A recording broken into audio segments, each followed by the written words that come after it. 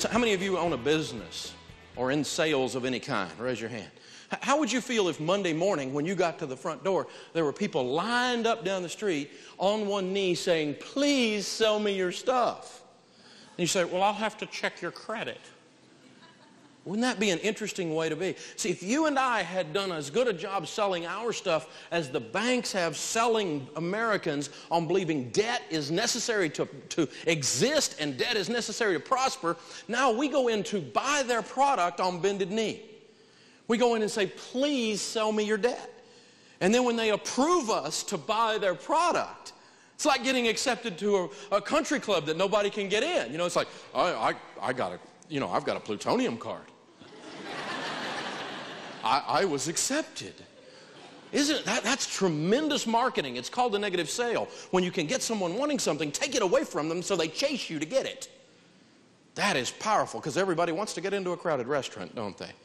Everybody wants to buy something that's no longer on the shelves, don't they? That scarcity kind of feeling, and that's the way debt has been marketed and very effectively to where now we think we're someone if we get approved. Isn't that an interesting twist and how they've been able to pull that off culture-wide? I think it's excellent. I think they're very, very smart, and I think they're very good at what they're doing. But, you know, if we go into any other store and the salesman comes up and says, can I help you, please? You say, oh, no, I'm just looking. I mean, what if you went into a bank and they said, can I help you, please? You say, no, I'm just looking. Instead, you go, would you please give me a car loan? Please, because I need a car. We're begging them to buy from them. That's excellent, excellent marketing. And now we've reached the point that 25% of families now have a negative net worth. And I just pulled this up today. This is very interesting. Last year, the gross revenues for the credit card industry was over $150 billion as a whole. That is more than the gross national product of Egypt, Puerto Rico, and the Bahamas combined. This is a big deal. And these guys are very good at what they're doing. I'm not saying they're evil, and I'm not paranoid. I don't think there's a conspiracy. I just think they're a lot better at selling than we are at not buying. I think they're excellent at what they do. And I'm really kind of in awe of them in an evil, whacked-out sort of way. So how do we break this? Well, I got to give you a whole new way of looking at things. And remember, what I want you to do is I want you to look at the screen and play my games with me. Look at this for a second. How many of you see the white candlestick or the vase in the middle? This is not a trick. Raise your hand. If you'll look, it's there. Keep looking until everyone sees it. I'll wait till you get your hands up. Keep looking. It's there. Do you see it? Does everybody see it? Get your hand up when you see it. Good. Thank you. How many of you see two faces looking at each other? Good. How many of you see two people getting ready to kiss? Sex fiends. Okay, now. It's your way of looking at things. What can I say? Here's another one. Look at this one.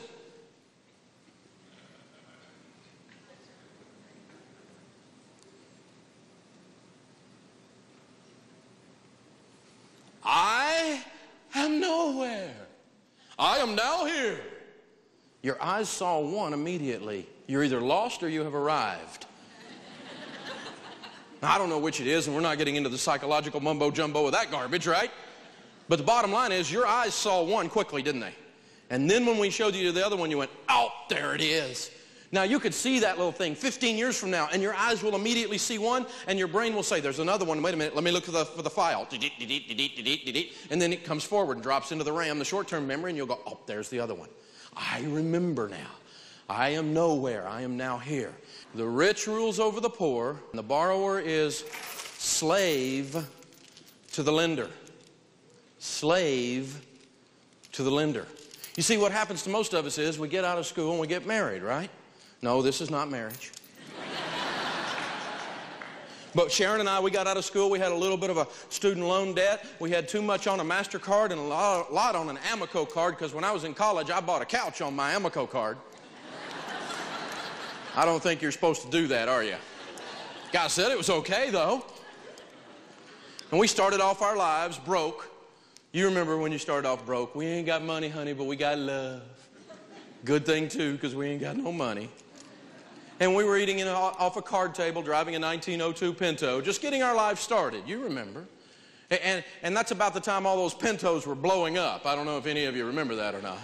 And my wife was driving the Pinto, so we were getting a little worried here. My buddies are going, "Bet you got good life insurance, don't you?" So I got all embarrassed, went and bought my wife a brand new car I wanted. Yeah, some of the ladies understood that one, yeah. And then we're in this little apartment watching this television sideways that we bought at a garage sale. And so I went down to one of the electronics store to get me a good television. 90 days, same as...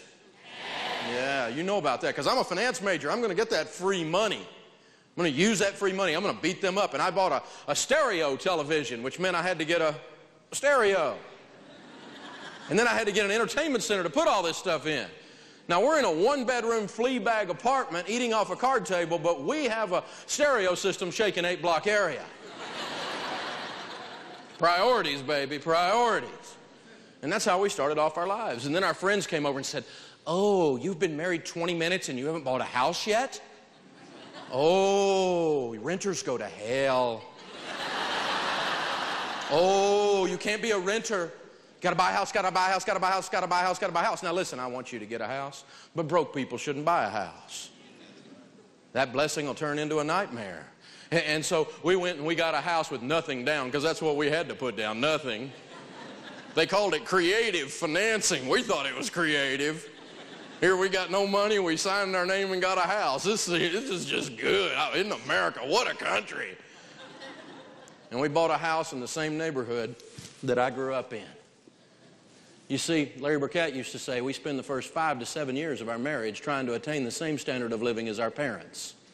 Only it takes them 35 years to get there. So we're in the same neighborhood as Mom and Dad, had a better car than Mom and Dad, and for sure had a better stereo system than Mom and Dad. That's how we started off our lives. We have people that look like this come into our office all the time. They're going, "Dude, can you get me out?" See, the sad thing is 52% of the marriages in America end in divorce. Of those that divorce in the first 7 years, well, guess what they tell us? 90% of those say marriage problems caused the young marriage to crash. Money problems caused the young marriage to crash. You see, it's no fun like this to be married. You know why? Your leg gets tired. So we made a decision, Sharon and I, that the borrower really is slave to the lender. That's as true as the fact that that is north. It's the truth. Whether we liked it, whether it was convenient, whether it hurt our feelings, it was still the truth. And we made a decision to get out of these things. And we worked like animals. We sold stuff. We drove old beat-up used cars. Our kids grew up in consignment sale. Yes, experienced clothing. But their college fund was funded Oshkosh Bagosh. And we made a decision we weren't living like everybody else. We figured out what normal was, and we didn't want any part of it. And it took us a while. It took us a lot longer than some of you that are working our program. But finally, we reached the point. Finally, we busted it, and we pushed, and we twisted, and we turned, and we sacrificed, and we didn't go on vacation, and we did all the stuff we talk about all the time. And finally, we paid off everything, even the house.